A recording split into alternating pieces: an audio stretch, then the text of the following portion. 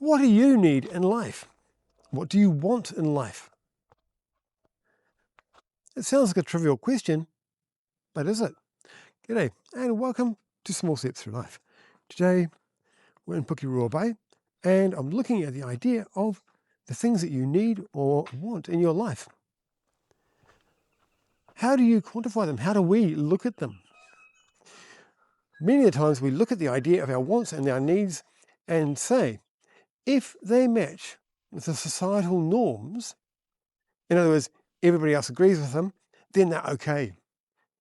If society doesn't agree, then we're probably wrong and we need to change who we are. But have you ever thought about the idea that even when we agree, we don't 100% agree? What I'm saying by that is the fact that if we say it's okay to enjoy food, I need food, I need bacon, or whatever it is. Other people need different things, but we don't put them down for them saying, I need this something different. At least we shouldn't. I think sometimes we like the idea of everybody conforming to what we consider to be acceptable.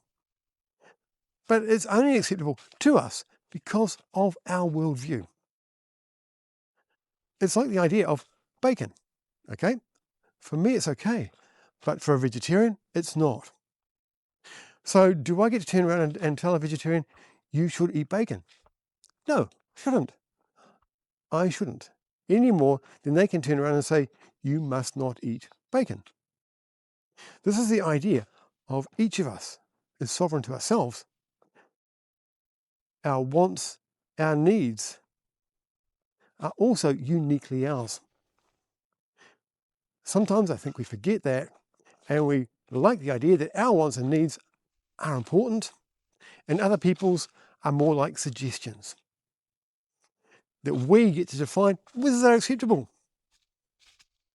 So, whether you're on the side that you find it a challenge for you to express your wants and needs, or you find yourself overly judging other people's wants or needs, I think there's room to improve in both spaces. Look at the idea that we all have different wants and needs, and rather than saying, you are wrong, what we could say is, can I work with this? There will be some that are incompatible with us. Absolutely. It's like the idea of getting a vegetarian to work with bacon.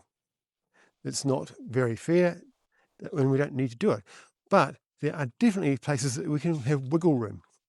Like I might like bacon, somebody else might like beef. I'm not going to make them, but I could cook a meal involving beef. It's the idea of working together to make our wants and needs to be uplifted.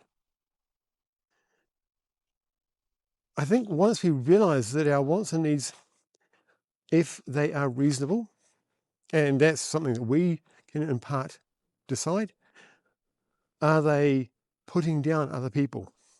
Are they removing aspects of other people? Are they degrading other people?